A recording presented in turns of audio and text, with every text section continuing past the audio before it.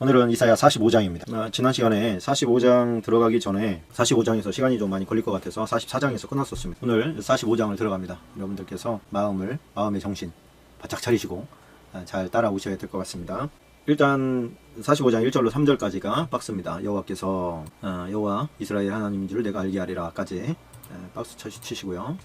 자, 여호와께서 그의 기름 부음을 받은 고레스에게 이같이 말씀하시되 내가 그의 오른손을 붙들고 그 앞에 열국을 항복하게 하며 내가 왕들의 허리를 풀어 그 앞에 문들을 열고 성문들이 닫히지 못하게 하리라.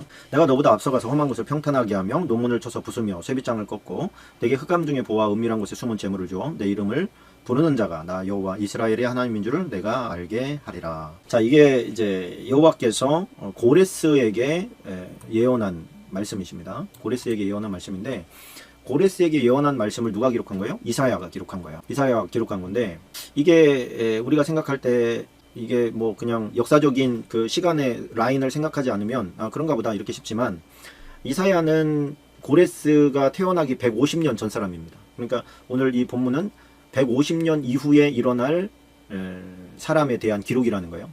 150년 후에 고레스라고 하는 사람이 일어날 거다. 그 사람이 그 바벨론 성을 정복하게 될 거다. 이런 예언을 지금 하고 있는 거예요. 그런데 오늘 이 고레스가 그 나중에 이제 메대와 바사가 바벨론을 정복하지 않습니까? 그 정복할 때에 그 정복자가 되어서 이제 뭐라 그럴까요? 바벨론을 무너뜨리는 거예요. 그런데 우리가 생각할 때 바벨론 성은 그냥 우리가 생각하는 그런 성이 아닙니다. 바벨론 성은 인류 역사상 가장 강력한 성이었어요. 이렇게 말하면 와닿지 않겠지요. 고고학자들의 발견에 의하면 그 바벨론 성이 이제 유프라데스와 티그리스 강 가운데에 건축이 되었는데 그 둘레만 하더라도 100km입니다. 100km. 100km면 그 크기가 얼마나 나냐면 지금 서울의 외곽이 100km예요. 서울로 생각하면 딱 좋습니다. 서울만한 성이 그 딱 포진해 있는 거예요. 그런데 더 기가 막힌 것은 이 양쪽에 물이 흐르거든요. 양쪽으로 흐르니까 그 양쪽에 흐르는 물을 성 안으로 관계시설을 만들어서 그것을 보호도 하고 식수로도 사용하고 농사를 지을 수 있도록도 이제 만드는 거예요. 이 100km인데 1km마다 문이 하나씩 있습니다. 1km마다 문이 하나씩 있는데 그 문이 뭐냐면 그냥 우리가 생각하는 그런 나무로 만든 그런 문이 아니고 놋과 철을 조합해서 만든 그런 문입니다. 그러니까 성을 정복할 때에 가장 열기 쉬운 데가 사실은 문이거든요. 그 뭐라 그래요? 그 문을 부시는 그런 갑자기 생각이 안 나네. 그런 걸 왜 이렇게 막 쓰고 가가지고 위에서 기름 붓고 막 활 쏘고 해도 일단 방어가 되게 이렇게 문에다가 딱 붙여놓고 그 다음에 그 밑에 들어가가지고 하나 둘 그래가지고 그 종치는 식으로 막 이렇게 막 해가지고 공성태 예. 이 공성태로 문을 깨버리면 일단 그 문이 뚫려버리면 그 다음부터는 이제는 한결 쉬워지는 것이거든요. 그러다 보니까 문부터 부신단 말이에요. 근데 이 문을 부시지 못하는 재질로 만들어 버린 거예요. 그리고 그러니까 공성태가 의미가 없어요. 그런데 이 또 성이 3층으로 되어 있습니다. 성이 그러니까 성벽이 3층으로 되어 있는데 이 3층이 1층보다 맨 바깥이 1층이고 그 다음이 2층이고 그 다음이 3층인 거예요. 그래서 1층보다 2층이 더 높고 2층보다 3층이 더 높아요. 그래서 1층을 만약에 타고 넘어온다 할지라도 위에서 쏘는 거예요. 저 건너편에서 쏘는 거예요. 그리고 이 1층과 2층 사이에 유프라데스와 티그리스 강에 물을 가지고 와서 거기서 그냥 홀딱 넘었다고 되는 게 아니라 유속이 빠른 그런 길을 내 가지고 그 함부로 넘지를 못해요. 내려오면 그냥 물길에 휩쓸려 가버리게 됩니다. 그렇게 강력하게 첫 번째 성벽이 있고 그 다음에 그 물길이 있고 그 다음에 2층이 있는데 2층 더 높고 그 다음에 또 물길이 있고 그 다음에 3층이 있고 그 한 성마다 마차가 4대가 지나갈 수 있는 아주 굵은, 그래서 뭐 웬만큼 공성태 가지고 깰 수 없는 그런 강력한 성읍인데, 이게 1층의 높이가 1층 벽의 높이가 30m, 30층의 높이에요. 30층. 그리고 2층은 30층보다 더 높고 3층은 세 번째는 그 2층보다 더 높고, 그러니까 이거를 타서 넘는다 혹은 이 성벽을 깨거나 문을 깨서 넘는다, 이게 불가능한 거예요. 애초에 불가능해요. 바벨론은 그렇게 그 성을 아주 구조적으로 외부에서는 도저히 넘을 수 없도록 그렇게 만들어 놨습니다. 그때 이제 그 바벨론이 정복될 때에 바벨론 왕의 이름이 뭐냐면 벨사살이에요. 벨사살. 우리가 그 메네메네 데겔 우바르신 나오는 거 있잖아요. 다니엘서에 보면 그때 벨사살 왕이 그 고관 대작들을 불러놓고 그 안에서 잔치를 벌입니다. 밖에는 지금 적들이 와서 진을 치고 있는데 그 안에서 축제를 벌이고 있는, 축제를 벌이면서 여호와의 전에서 가지고 온 뭐 금잔 뭐 이런 것들 가지고 와서 부어라 마셔라 그러면서 하려고 하는데 하나님께서 손이 나타나가지고 벽에다가 메네메네 데겔 우바르신 너 그 하나님의 저울에 재워봤더니 자격이 안 된다. 넌 오늘 끝. 자, 이렇게 이제 명령이 된 거예요. 너보다 더 훌륭한 사람에게 이 성을 주기로 하셨다. 이게 이제 메네메네 데겔 우바르신을 다니엘이 해석한 거 아닙니까? 그리고 그날 밤에 이 벨사살 왕이 죽습니다. 그리고 그날 밤에 성이 함락돼 버립니다. 그럼 어떻게 이 성이 함락될까? 여러분 같으면 어떻게 그 성을 함락시키겠어요? 불가능하지 않겠습니까? 그런데 이 고레스 왕은 그 성을 하루 만에 정복해버리는데 하루 만에 끝나. 하루 만에. 그 엄청난 성. 그 안에 비축된 양식만 해도 몇십 년 먹고 살 수가 있어요. 그러니까 밖에서 뭐 진을 치고 군대가 와서 주둔을 한들 몇십 년 동안을 어떻게 합니까? 근데 몇십 년 동안 버텨도 끄떡 없을 만큼의 막대한 양식도 다 비축이 돼 있었단 말이에요. 그러니까 그런 오만을 부릴 수가 있었던 거예요. 밖에 적들이 와 있는데 술잔치를 벌일 수 있었던 이유죠. 누가 여기를 들어올 수가 있겠는가? 그랬는데 결국에는 이제 그 정복이 됩니다. 한 명씩 미리 평화의 때에 그 성에 이제 군인들을 민간인 복장으로 또 무역하는 사람들로 변진시켜가지고 계속 집어넣은 거예요. 그 성이라는 게 문 하나만 열면 끝나는 거잖아요. 그 안에서 결집해서 한 성문을 열게 하고 그리로 다 들어가가지고 하루에 그냥 정복해버립니다. 자, 그런데 이제 여기에서 우리가 이제 고레스가 어떻게 그 이스라엘 사람들을 돌려보내느냐. 이제 고레스 우리가 이제 어디에서 봐야 됩니까? 이것은 조금 너무 신기하고 이게 참 대단하기 때문에 우리가 여기에서 조금 느끼고 넘어가야 됩니다. 하나님께서 이스라엘을 향한 그런 어떤 그 배려 혹은 도와주심 이거에 대해서 열왕기 성경을 한번 찾아봅시다. 열왕기 역대하 36장입니다. 역대하 36장 22절. 자, 역대하는 이 사람들이 포로에서 돌아와가지고 정립한 거였기 때문에 그 포로기 때의 그런 그 포로기 이후에 나타났던 고레스에 대해서도 기록할 수 있었어요. 자, 여기에 보니까 바사의 고레스 왕, 그러니까 페르시아의 고레스 왕 원년에, 그러니까 원년이라는 것은 뭐냐면 이 고레스가 바벨론을 정복한 그 해, 그런 뜻이에요. 그 해에 여호와께서 예레미야의 입으로 하신 말씀을 이루시려고 여호와께서 바사의 고레스 왕의 마음을 감동시키심에 그가 온 나라에 공포도 하고 조서도 내려 이르되 바사 왕 고레스가 이같이 말하노니 하늘의 신 여호와께서 세상 만국을 내게 주셨고, 이게 무슨 얘기예요 지금? 바사 왕 고레스가 하늘의 신 여호와께서 이 세상 만국을, 그러니까 바벨론을 정복했다는 것은 이제 모든 세계를 정복할 수 있는 깃틀이 잡혀졌다는 얘기예요. 왜냐하면 그 당시에 바벨론보다 강한 나라가 없었기 때문에. 여호와께서 세상 만국을 내게 주셨다 이렇게 말하는 거예요. 그러니까 바벨론을 하나님이 나에게 주셨다라고 지금 이 사람이 간증하고 있는 거예요. 고백하고 있는 거예요. 그러면서 뭐라고 하냐면 유다 예루살렘에 성전을 건축해라 이렇게 말했다는 거예요. 누가? 고레스가. 이 역대하가 바사왕 고레스가 너네들 가서 성전을 건축하라 라고 이야기를 했다는 거예요. 그것은 뭐냐면 예레미야의 예언, 예레미야에게 입으로 하신 말씀을 이루시려고. 이건 뭐냐면 예레미야의 입으로 하신 말씀이 뭐냐면 예레미야의 예언인데, 예레미야의 예언의 내용은 뭐냐면 너희가 바벨론으로 포로로 끌려가서 70년 만에 너희가 돌아오게 될 거다. 하나님이 너희가 아니고 하나님이 너희를 바벨론에서 돌아오게 하신다라고 하는 게 결국 예레미야의 예언의 핵심입니다. 그런데 이 예레미야의 예언의 핵심이 고레스가 지금 정복한 시점에서 이루어졌다는 얘기를 하는 거예요. 그 고레스가 너희를 돌아오게 할 거다라고 하는 예언은 지금 오늘 보니까 누가 했어요? 이사야가 한 거예요. 그러면 여기서 우리가 생각할 때 여호와께서 바사의 고레스 왕의 마음을 감동시키셨다 이렇게 말하는 말이에요. 감동시키셨는데 이게 어떤 감동이냐? 하나님께서 꿈속에 나타났느냐? 꿈속에 나타나서 고레스 너 유대 백성들을 돌려보내 이렇게 얘기한 거냐? 아니 왜 감동이 뭐냐 도대체?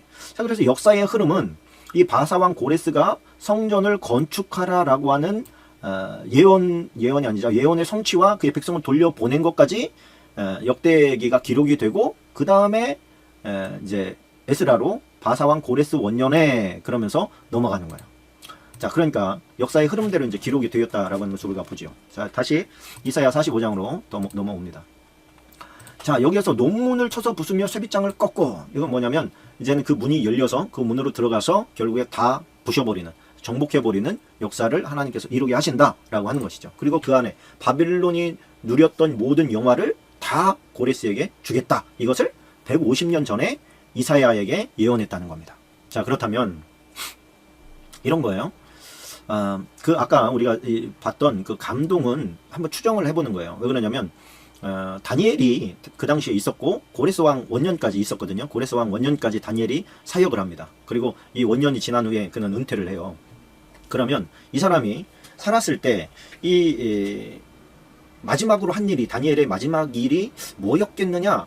그가 고레스 왕 원년까지 살았다고 하면 이거는 추정하는 거예요. 역사적으로 왜 이게 이제 성경의 어떤 퍼즐이거든요. 이 퍼즐이 그렇게 마저 들어가는구나. 이렇게 여러분도 아마 이해가 될 겁니다. 성경을 좀 들여다보고 있으면 어느 순간에 이렇게 어떤 퍼즐이 마저 들어가는 게 보여요. 그러니까 그러려면 말씀이 이 말씀은 여기 있었는데 저 말씀은 저기에 있었는데 그러면 이 말씀이 이 말씀이야? 뭐 이렇게 막 이어지는 것이죠.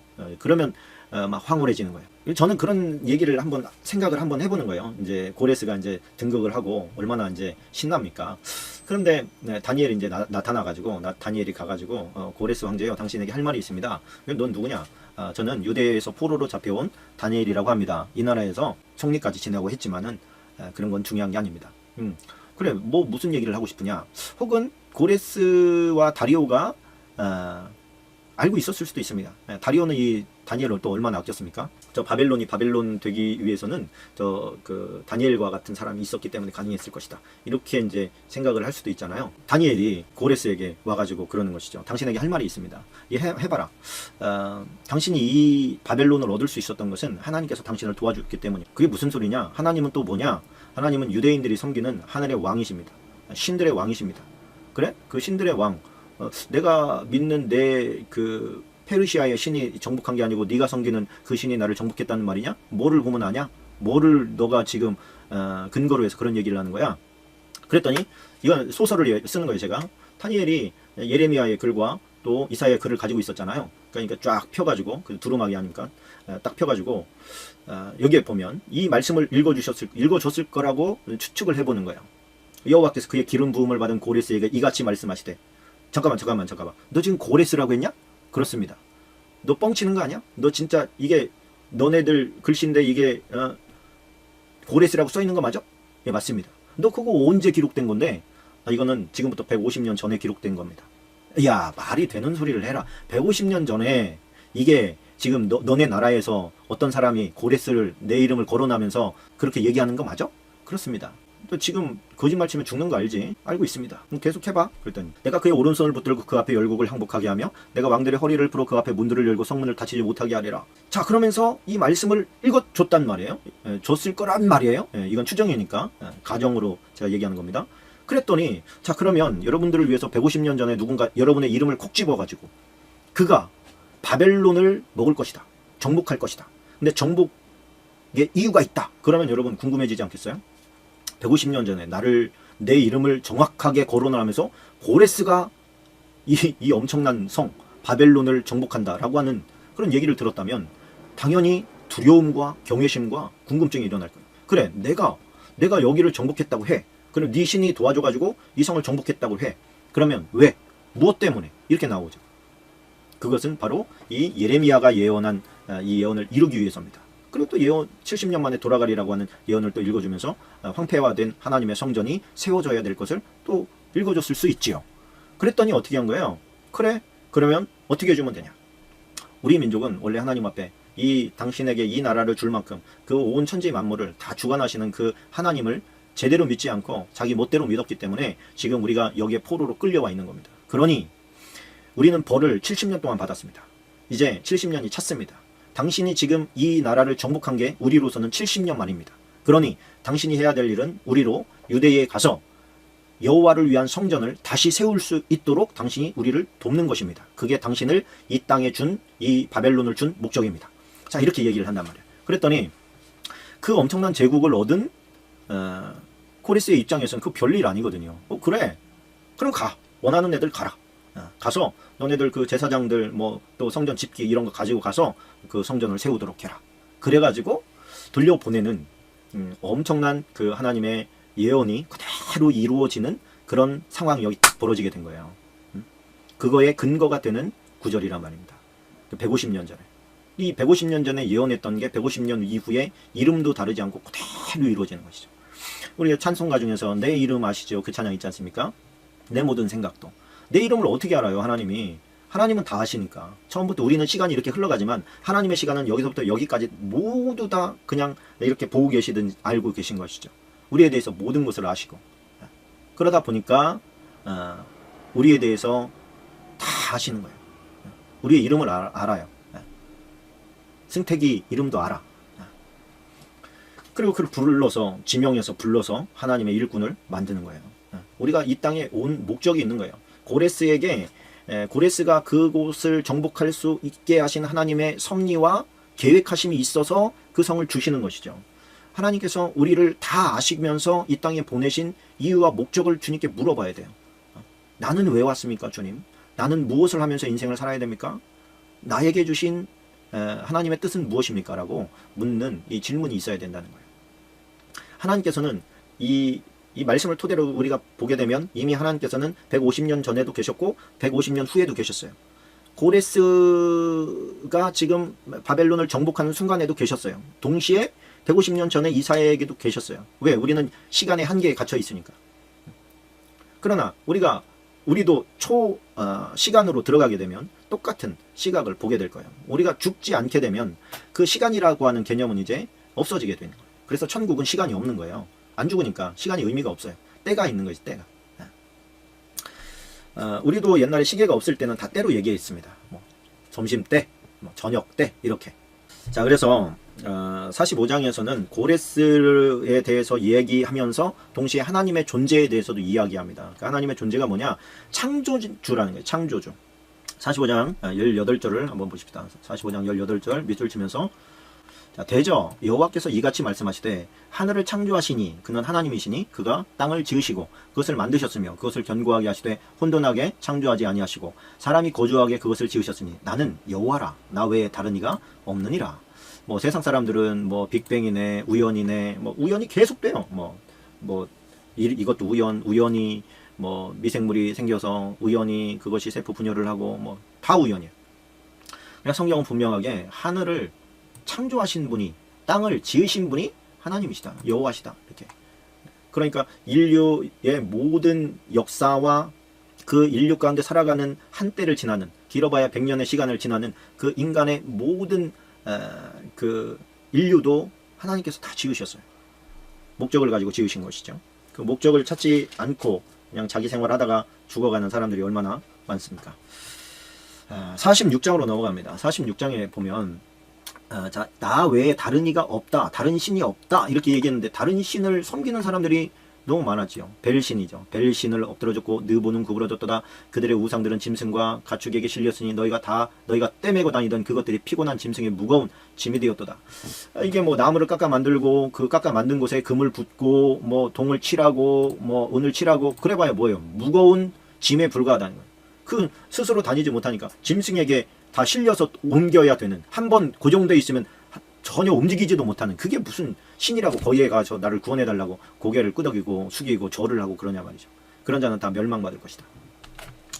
자, 47장으로 넘어갑니다. 47장 10절로 11절입니다. 지금 우리가 생각해 봐야 될 건 뭐냐면 지금 150년 전이에요. 그러니까 지금 이사야가 예언하는 것이 미래에 일어날 일이니까 이 이스라엘 사람들은 더더군다나 이해가 안 되고 바벨론 사람들도 이해가 안 되겠죠. 미래에 되어질 일을 지금 미리 얘기하니까 우리는 지금 역사적으로 시간이 지나고 나니까 뒤돌아보니까 아 이게 그 얘기였네 이렇게 얘기가 되지만 이 당시 사람들은 이 말을 제대로 파악하지 못했을 겁니다.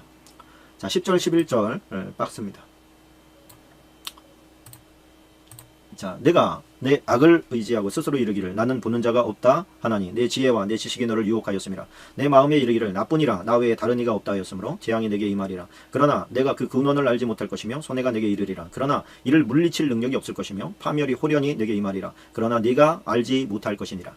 자, 이건 이제 크게 보면 바벨론을 심판하시겠다는 하나님의 그 선포입니다. 조금 두 절만 제가 봤습니다만 그 의외로 뭐 두 절 더 넣어주는 것도 괜찮을 것 같아요. 그 8절 보면 그러므로 사치하고 평안히 지내며 마음에 이르기를 나뿐이라 나 외에 다른 이가 없다. 이것은 무슨 얘기냐면 우리 같은 성이 없다. 우리의 성은 정복될 수 없는 단 하나의 유일한 성이다.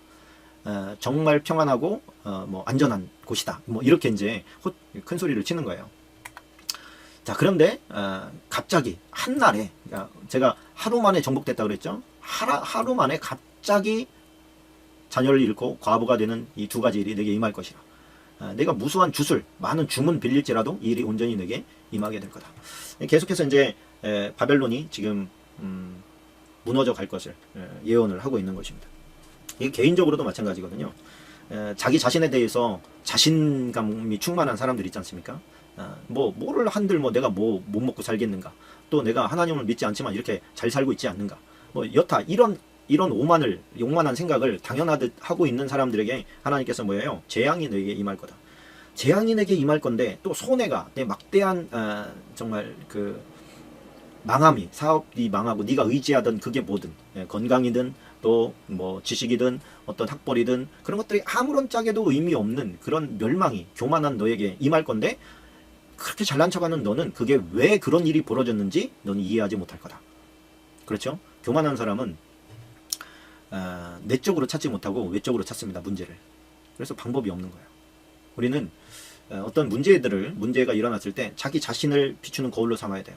하나님께서 나에게 무엇을 원하시고 내가 어떻게 해야 되는가, 그것을 성경을 보면서 질문을 하고 또 답을 얻어야 돼요.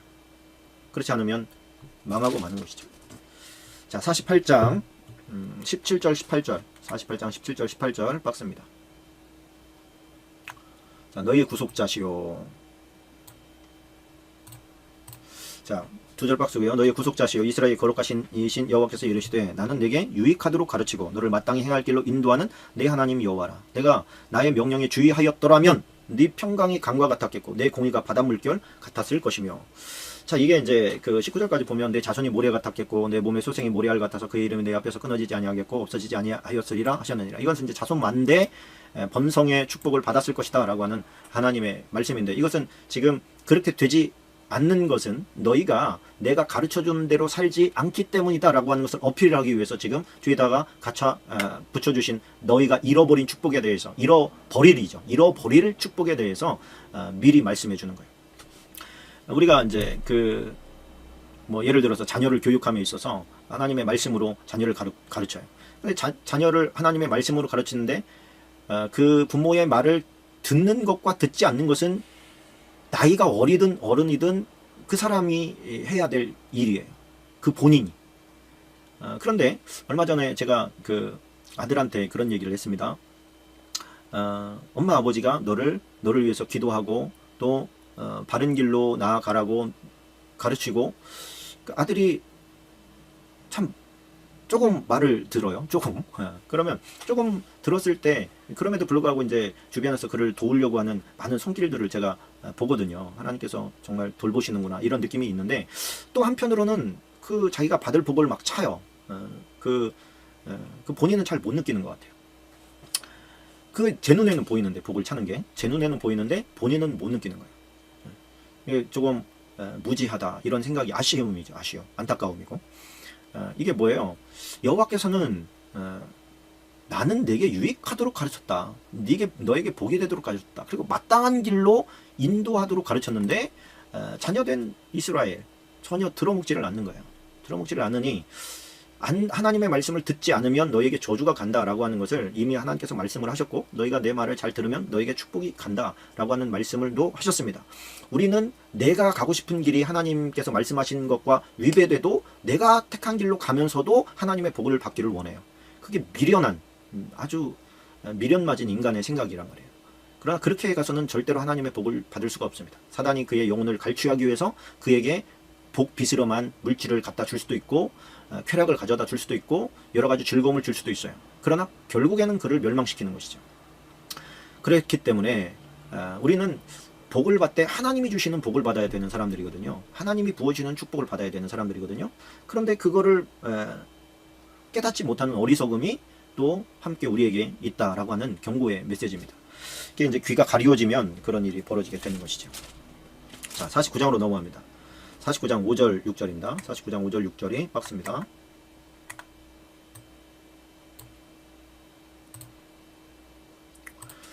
자, 이제 여호와께서 말씀하시나니 그는 태에서부터 나를 그의 종으로 지으신 이시요 야곱을 그에게로 돌아오게 하시는 이시니 이스라엘이 그에게로 모이는도다. 그러므로 내가 여호와 보시기에 영원롭게 되었으며 나의 하나님은 나의 힘이 되셨도다. 그가 이르시되 내가 나의 종이 되어 야곱의 지파들을 일으키며 이스라엘 중에 보존된 자를 돌아오게 할 것은 매우 쉬운 일이라. 내가 또 너를 이방의 빛으로 삼아 나의 구원을 베풀어서 땅끝까지 이르게 하리라. 자, 여기에서 야곱을 이야기할 때는 이스라엘을 말하는 거예요. 야곱이 이스라엘로 바뀌잖아요. 야복강에서. 네 이름이 뭐냐? 야곱입니다. 야곱은 뭐예요? 야곱의 뜻은 발 뒷굽을 잡은 자, 그러니까 남을 넘어뜨리는 자, 그런 뜻이에요. 사기쳐서 넘어뜨리고 욕심꾸러기, 그런 뜻으로도 볼 수 있겠지요. 그 하나님의 뜻을 잘 감당해 나아갈 때는 이스라엘이라고 불러요. 그런데 속썩이고 말을 안 듣고 지가 하고 싶은 대로 갈 때는 야곱이라고 불러요.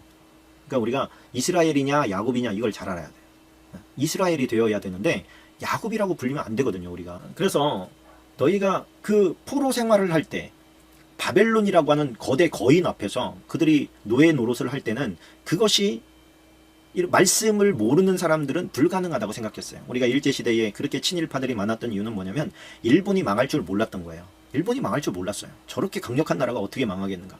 차라리 빨리 일본인으로 뭐라 그래요, 그거를 이름을 바꾸고 그래서 일본인으로 살아가는 게 나와 내 집안을 위해서 좋겠다, 이렇게 판단한 거죠. 바벨론의 포로로 끌려가도 마찬가지였습니다. 그들의 생각도 마찬가지였다는 거예요. 왜냐하면 바벨론이 망할 수가 없어요. 그들은 그 성을 보면서 살았어요. 이 성이 어떻게 넘어지겠는가, 이 성이 어떻게 무너지겠는가, 이 성이 어떻게 정복되겠는가. 불가능한 거였어요. 그런데 하나님은 뭐래요? 매우 쉬운 일이라. 내가 너희를 돌아오게 하는 것은 나에게는 매우 쉬운 일이야. 그 어려운 일 아니야. 그렇죠. 우리는 우리 수준에서 어떤 일을 생각하니까 너무 힘들어 보이고 불가능해 보이고 할 수 없는 일이라고 못을 박으려고 그래요. 근데 하나님께서 뭐라 그래요? 그건 쉬운 일이야. 쉬운 일이야. 그럼 우리가 생각할 때 아니 하나님은 쉽게 할 수 있는데 왜 안 해줘요? 정말 하나님 너무 하시는 거 아니에요? 이렇게 원망과 불평으로 갈 게 아니죠. 내가 하나님께서 쉽게 해줄 수 있는 것을 받을 수 있는 그릇이 너무 지저분해. 하나님께서 하나님의 은혜를 받으려면 우리가 그 은혜를 받기에 합당한 삶을 살아야 되거든요. 누구든지 거룩함이 없이는 하나님을 배우지 못한다고 말씀하셨어요. 천국 못 가요. 그런데 믿기만 하면 다 천국 간다. 누가 그래? 그 믿음이 어떤 믿음이냐를 알아야죠. 진짜 믿음인지 가짜 믿음인지. 교회에 다닌다고 그게 다 진짜 믿음도 아니고, 헌금한다고 다 믿음도 아니고, 직분 받았다고 다 진짜 믿음도 아닌 거예요. 진짜 믿음은 정말 그 마음속에 하나님을 사랑함이 있고 말씀 속을 사랑하는 하나님의 말씀대로 살려고 발버둥 치는 거예요. 그게 진짜 믿음이에요. 발버둥 치는 정도의 그런 성의가 있어야죠. 그러면서 하나님 정말 나 좀 도와주십시오. 나 하나님 뜻대로 살고 싶은데 잘 안 됩니다. 나는 정말 세상에서 노는 게 더 좋고요. 친구들이 더 좋고 교회 가는 것보다 더 좋고, 그 내 마음속에 두 가지 마음이 싸워요. 그런데 하나님의 말씀대로 살아야 된다는 걸 제가 알아요. 이제는 알아요. 그러니까 나를 좀 도와주세요. 성령님 나를 좀 도와주세요. 내가 어떻게 하면 됩니까? 하나님의 말씀을 읽고 기도하면 반드시 하나님께 도와주십니다. 악한 자라도 자식에게는 좋은 걸 줄 줄 아는데 선하신 하나님이 너희에게 왜 성령을 주시지 않겠느냐. 성령을 받으면 쉽습니다. 죄악을 끊어버리는 게 쉽습니다. 세상 길로 가지 않는 것이 쉽습니다. 그냥 주님 앞에 있는 게 더 좋은데요. 주님과 기도하는 시간, 말씀 보는 시간이 더 좋아요. 억지로가 아니고 더 좋은데, 좋은 거 하는 거에 뭐가 어려워요? 좋은 거 하는데 성령님을 받아야 돼. 그래서 성령의 충만함을 받으면 하나님이 쉽게 하실 수 있는 일들을 쉽게 받을 수 있습니다. 또 어떤 것들은 하나님이 주실 수 있지만 안 받는 게 더 큰 복이 되기도 합니다. 사도 바울이 내가 이렇게 많은 수고를 하고 내가 그거에 대한 페이를 받지 못한다. 근데 그 페이를 받지 못하는 그것이 나에게는 하나님 앞에 가서 받을 상급이다 그랬습니다. 그러니까 우리가 선한 일들을 많이 해야 돼요. 또 하나님의 일을 많이 해야 돼요. 그리고 보상이 없을수록 나중에 더 그것이 큰 복이 됩니다. 나중에 그러면 답이 없는 것처럼 보이지만 나중이 오잖아요. 그렇죠? 나중에 오잖아요. 우리가 10대 때는 40대가 올 것 같았습니까? 40대는 완전히 노땅 할아버지, 뭐 아저씨 막 이랬는데 제가 가보니까 금방 와. 금방 40대고 50 금방 오겠어요. 그때가 온단 말이에요. 하나님 나라도 마찬가지입니다. 자, 우리 한번 이제 50장으로 넘어갑니다. 50장 4절로 7절까지 50장 4절로 7절까지 박스입니다. 자, 예수 그리스도가 받을 고난에 대해서 예언한 거예요. 4절 7절까지입니다. 주 여호와께서부터 시작해서 7절까지 내가 수치를 당하지 아니할 줄 아노라까지 박스를 좀 쳐주시고요. 설명을 들어가도록 하십시다. 주 여호와께서 학자들의 혀를 내게 주사 나로 곤고한 자를 말로 어떻게 도와줄 줄을 알게 하시고 아침마다 깨우치시되 나의 귀를 깨우치사 학자들같이 알아듣게 하시도다. 주 여호와께서 나의 귀를 여셨으므로 내가 거역하지 아니하며 뒤로 물러가지도 아니하며 나를 때리는 자들에게 내 등을 맡기며 나의 수염을 뽑는 자들에게 나의 뺨을 맡기며 모욕과 침뱉음을 당하여도 내 얼굴을 가리지 아니하였느니라. 주 여호와께서 나를 도우심으로 내가 부끄러워하지 아니하고 내 얼굴을 부싯돌같이 굳게 하였으므로 내가 수치를 당하지 아니할 줄 아노라. 자, 이게 무슨 얘기냐면 내가 모욕과 수치와 매를 맞고 침뱉음을 당할 거다. 그런데 그것이 하나님의 영광으로 바뀔 것이다. 이 얘기예요. 예수님이 당하실 고난에 대한 예언인 것이죠. 그런데 이 앞에 보면 4절에 보면 학자들의 혀를 내게 주사 나를 곤고한 자를 말로 어떻게 도와줄 줄을 알게 하시고, 이것은 예수 그리스도의 예표임과 동시에 첫 번째로는 이사야 자신의 고백이고 두 번째로는 예수 그리스도에 대한 예언이면서 동시에 이 시대를 살아가는 우리 크리스천들에게 주는 메시지예요. 목회자들에게 주는 메시지, 리더십들에게 주는 메시지라고도 할 수가 있겠습니다. 뭐냐면 하나님의 말씀을 어떻게 하면 저들이 이해할 수 있게 할까? 이게 성경을 처음에 보면 압니까 이거를? 이게 뭐 10번 읽는다고 이거를 알 수가 있겠습니까? 몰라요. 수십 번 읽고 연구하고 깊이 들여다보고 묵상하고 그러다 보면은 조금씩 열리는 거죠. 그런데 나는 알아. 나는 이해가 돼. 그러면 이해한다고 해서 그것을 저 사람도 이해할 수 있게 전달하는 것은 또 다른 문제입니다. 그거 어려운 문제예요. 학교 선생님들은 아마 그런 거 느낄 거예요. 나는 알아. 아는데 저 애들한테 이걸 어떻게 가르치지? 노하우가 필요한 일입니다. 시간도 필요한 거예요. 연구도 필요한 거예요. 우리 하나님의 사람들도 마찬가지입니다. 하나님의 말씀을 붙잡고 씨름할 때 하나님 학자의 뇌를 주십시오. 연구할 수 있는 뇌를 주십시오. 공부할 수 있는 뇌를 주십시오. 내가 이것을 어떻게 풀어나가야 될지를 알려주십시오. 하나님께서 나에게 무슨 말씀을 하시는지 내가 지금 보는데도 모르겠어요. 검정 건 글씨고 그저 하얀 거는 종이라는 걸 알겠는데 이게 분명히 이게 우리나라 말인데 무슨 말입니까 이게? 이렇게 질문이 계속 나와야 돼요. 성령님 가르쳐주세요. 이게 무슨 뜻입니까? 무슨 말씀이세요? 계속 물어봐야 돼요. 자, 51장으로 넘어가십시다. 51장 7절 8절 또 박스입니다. 51장. 자, 의를 아는 자들아, 내 마음에 내 율법이 있는 백성들아, 너희는 내게 듣고 그들의 비방을 두려워하지 말라. 그들의 비방에 놀라지 말라. 옥같이 좀이 그들을 먹을 것이며 양털같이 좀벌레가 그들을 먹을 것이나 나의 공의는 영원히 있겠고 나의 구원은 세세에 미치리라. 하나님을 섬기는 백성들이 낙담하지 않기를 기다려주는 말씀이에요. 이것은 이사야가 뭐라고 합니까? 이사야 당시의 메시지, 그 다음에 바벨론에서 끌려올 그때의 메시지, 그리고 예수 그리스도에 대한 메시지, 그리고 마지막 시대에 대한 메시지까지, 이게 엄청난 함축적인 그 오버랩으로 계속해서 반복적으로 보여줍니다. 하나님의 백성들이 하나님의 말씀을 따라 살 때에 비방을 들을 것을 알고 있었어요. 그거는 어느 시대나 다 똑같습니다. 그리고 중요한 타이밍일수록 핍박이 가해집니다. 그때 하나님의 백성들이 깨어있으면서 자신의 의로움을 불의에 팔아버리면서 편안함을 추구하지 않기 위해서는 강력한 말씀에 힘이 있어야 돼요. 어떤 누구의 말에도 휘둘리지 않고 나는 하나님의 말씀 한 가지만 듣습니다. 그것이 내 기준입니다. 그렇게 하고 밀고 나갈 수 있는 힘이 있으려면 그 모든 상황이 다 나를 낙담시킬 때 낙담되지 않을 능력은 하나님의 말씀 외에서는 찾을 수가 없습니다. 발견할 수가 없고요. 그 에너지를 어디서 얻어요? 그 신령한 에너지를. 그래서 모든 것들이 다 변하고 변질되어 갈지라도 우리 믿는 사람들의 마음, 그 믿음은 변질돼서는 안 될 줄로 믿습니다. 이 말씀을 공부하는 여러분들에게 그 축복이 있을지어다. 아멘. 자, 52장으로 넘어갑니다. 52장, 하나님께서 정말 기뻐하시고 사랑하시는 사람이 누군가? 52장 7절 한 절 박스 처리하고 가겠습니다. 자, 좋은 소식을 전하며 평화를 공포하며 복된 좋은 소식을 가져오며 구원을 공포하며 시온을 향하여 이르기를 내 하나님이 통치하신다 하는 자의 산을 넘는 발이 어찌 그리 아름다운가.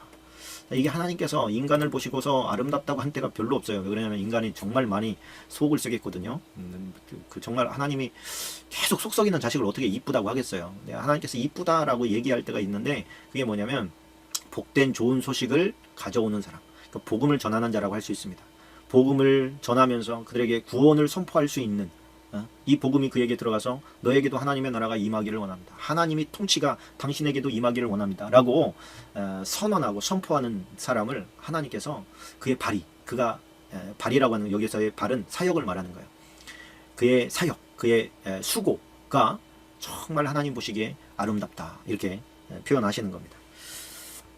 하나님을 받아들이는 시대가 아니었지요. 이사야 때는 그래도 히스기야 때라서 좀 받아들입니다. 그런데 히스기야가 죽고 나서 므낫세 시대에 접어들면서는 전혀 받아들이지 않고 오히려 한 세대 만에, 그 한 세대 만에 하나님을 믿는 자들이 오히려 무시를 당하고 멸시를 당하는 걸로 확 바뀌어버렸어요. 한 세대 만에. 그런 상황 가운데서 굴하지 않고 끝까지 하나님의 말씀을 선포하다가 유대 그 전설에 의하면 므낫세가 하도 하나님의 므낫세 왕이 히스기야 왕의 아들이 므낫세 왕인데 망난이었거든요. 개망난이었는데 그 개망난이 짓 하지 말라고 하나님의 말씀을 자꾸만 갖다 대니까 하나님의 말씀을 전부 다 쓸어버려요. 그 귀하고 얼마 없으니까 오히려 없애기는 더 쉽겠죠. 거기다가 저놈을 갖다가 톱으로 켜 죽여라. 그래가지고 톱으로 켬을 당해서 죽었다고 해요. 그래도 하나님의 말씀은 살아서 운동력이 있어서 지금 저와 여러분에게 이렇게 생명의 말씀을 공급하고 있습니다. 자, 53장으로 넘어가겠습니다. 53장 4절로 6절입니다. 53장 4절로 6절 박스 치시고요. 역시나 예수 그리스도의 고난에 대해서 예언하고 있는 말씀입니다. 그는 실로 우리의 질고를 지고 우리의 슬픔을 당하였거늘 우리는 생각하기를 그는 징벌을 받아 하나님께 맞으며 고난을 당한다 하였노라. 그가 찔림은 우리의 허물 때문이요 그가 상함은 우리의 죄악 때문이라. 그가 징계를 받음으로 우리는 평화를 누리고 그가 채찍에 맞음으로 우리는 나음을 받았도다. 우리는 다 양 같아서 그릇 행하여 각기 제 길로 갔거늘 여호와께서는 우리 모두의 죄악을 그에게 담당시키셨도다. 여기서 그가 찔림은 우리의 허물 때문이다. 근데 이 허물은 요즘에 자신과 하나님을 믿겠다고 섬기겠다고 나의 주님 이렇게 말하면서 반역하는 거예요. 내 마음대로 사는 것은. 그것 때문에 예수님께서 찔림을 당하셨다는 거예요. 예수 그리스도의 고난이 예언되어 있는데 하여튼 우리가 일제시대 때 보면은 민주 열사가 아니라 뭡니까? 이 독립군들이 수많은 그 고문과 매질과 핍박을 당하죠. 근데 그 당시에는 좀 그들의 어떤 희생이 오도됩니다. 나쁜 놈들, 죽어 마땅한 놈들, 그러면서 이제 욕을 하지요. 그때는 제대로 된 평가가 이루어지지 않는 때예요. 제대로 된 평가는 시간이 지나고 나서 말해주는 거예요. 우리가 이제 80년대 엄청난 민주화 바람이 불어지지 않았습니까? 그래서 90년대 초반까지 대학이란 대학마다 다 막 데모하고 난리도 아니었습니다. 근데 그때 대학에서 데모하는 애들은 다 뉴스에서 다 그냥 잡아 가둬가지고 막 죽도록 맞고 감옥에 가야 마땅한 애들로 마땅한 사람들로 그렇게 보도를 했었어요. 그 당시에는 제대로 된 평가가 이루어지지 않는다는 말입니다. 그러나 시간이 지나고 나면 이제 그 당시에 그들이 했던 그런 노고를 재평가를 받게 됩니다.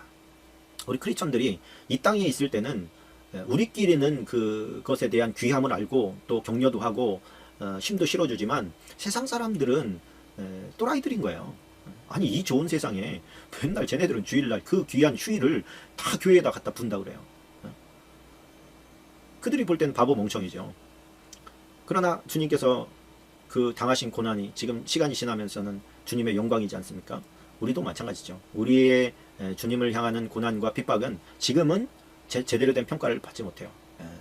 지금은 대부분 목회자들이 많이 어렵고 가난하고 정말 세상 사람들이 볼 때는 왜 저러고 살아? 이렇게 얘기할 수 있는 그런 환경들도 제가 알고 있는 목사님들도 참 많이 있습니다. 그러나 비밀을 아니까 그죠? 나중에 재평가가 이루어질 거야. 그때 좋은 평가를 받기 위해서 나는 오늘 묵묵히 이 고난의 길을 가는 것이죠.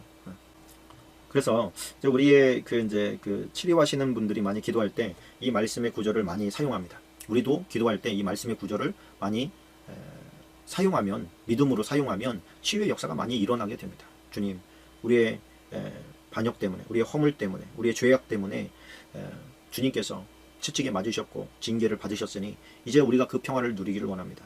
우리가 나음을 입기를 원합니다. 회복되기를 원합니다. 주님이 그렇게 당하시면서 주시고자 하셨던 그 회복의 역사, 치유의 역사, 그거 제가 받기를 원합니다. 또 그 기도하는 자가 그를 위해서 기도해 주면서 그 치유의 역사가 이 사람에게 임하기를 바랍니다. 기도해 주실 때 하나님께서 역사하실 줄로 믿습니다. 자, 54장 11절로 14절까지입니다. 54장 11절로 14절까지 읽습니다. 자, 너 곤고하며 광풍에 요동하며 안위를 받지 못한 자여 보라, 내가 화려한 채색으로 내 돌 사이에 더하며 청옥으로 내 기초를 쌓으며 홍보석으로 내 성벽을 지으며 성류석으로 내 성문을 만들고 내 지경을 다 보성으로 꾸밀 것이며 내 모든 자녀는 여호와의 교훈을 받을 것이니 내 자녀에게는 큰 평안이 있을 것이며 너는 공의로 설 것이며 학대가 내게서 멀어질 것인즉 내가 두려워 아니할 것이며 공포도 내게 가까이 하지 못할 것이라. 자, 이게 이제 그 하나님의 자비가 임한 미래의 예루살렘의 모습을 그린 거예요. 이제 천년왕국 시대를 얘기하는 것이죠. 하나님께서 다스리는 세상 가운데에서 하나님을 인정하는 세대, 그런 세대가 일어나고 그런 세대들이 받을 축복, 또 하나님의 교훈을 그냥 스펀지처럼 흡수해버리는 하나님의 백성들의 어떤 그런 태도, 이런 것이 하나님을 얼마나 영화롭게 하는지 이야기해 주는 겁니다. 자, 55장 1절로 2절까지 박습니다. 오늘 55장까지 가도록 하겠습니다. 자, 오라 너희 모두 목마른 자들아, 이렇게 2절까지 박스를 쳐주시기를 바랍니다. 자, 오라 너희 모두 목마른 자들아 물로 나오라, 돈 없는 자도 오라, 너희는 와서 사목대 돈 없이 값없이 와서 포도주와 젖을 사라. 너희가 어찌하여 양식이 아닌 것을 위하여 은을 달아주며 배부르게 하지 못할 것을 위하여 수고하느냐. 내게 듣고 들을지어다. 그리하면 너희가 좋은 것을 먹을 것이며 너희 자신들이 기름진 것으로 즐거움을 얻으리라. 이게 뭐예요? 하나님께서 우리를 초대하시는 초대입니다. 와라, 하나님께로 와라. 예수님도 수고하고 무거운 짐진 자들 다 내게로 오라, 내가 너희를 쉬게 하리라 말씀하시죠. 하나님께서 우리를 초대해 주십니다. 우리가 정말 가고 싶은 자리인데 초대를 안 해줬어요. 초대장이 없어. 그럼 얼마나 서운합니까? 그거 나도 좀 가면 안 돼, 이렇게 얘기하기도 참 부끄럽고 말이죠. 초대를 해주면 당당하게 갈 수 있는데 초대를 안 해주면 이게 참 번쩍단 말이야. 하물며 하나님의 나라는 말에 뭐가 다 하겠습니까? 그러니까 우리가 전도할 때 교회도 마찬가지입니다. 우리 초청해줘야 돼요. 우리가 초청잔치가 있는 것들이 참 좋은 게 뭐냐면 초청을 받으면 왠지 마음이 가고 싶어지는 게 인간의 마음이거든요. 주님께서는 우리를 초청해 주셨어요. 이미 말씀을 통해서 나에게 오는 자 내가 내치지 않겠다라고 주님께서 말씀해 주셨습니다. 그래서 주님의 초대는 갈급한 사람에게 있어서는 정말 너무 행복한 초대지요. 가서 우리 시골에서 잔치를 벌이게 되면 그 꼬마가, 그 자식들이 집집마다 돌아다니면서 우리 며칠 날 잔치합니다, 오세요. 그리고서 미리 얘기해 놓고 또 오지 않은 분들은 또 쫓아가가지고 오시게 하고 이렇게 하는 것을 우리가 이제 전통 가운데 보지 않습니까? 주님께서도 우리를 초청해 놓으시고 계속 기다리시죠. 지금도 기다리시고 예전부터 기다리시고 그 부름에 이제 응하면 우리에게 복이 있는 것입니다.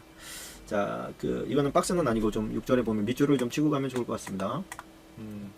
6절 7절 너희는 여호와를 만날 만한 때에 찾으라. 가까이 계실 때에 그를 부르라. 악인은 그 길을, 불의한 자는 그의 생각을 버리고 여호와께로 돌아오라. 그리하면 그가 궁일이 여기시리라. 우리 하나님께로 돌아오라. 그가 너그럽게 용서하시리라. 자, 우리가 그 하나님의 성품을 이용해 먹으려고 하면 저주를 받습니다. 그런데 하나님께서는 용서해 주시는 분이거든요. 기다리시고 하나님께 돌아와라. 그러면 너그럽게 용서하시리라.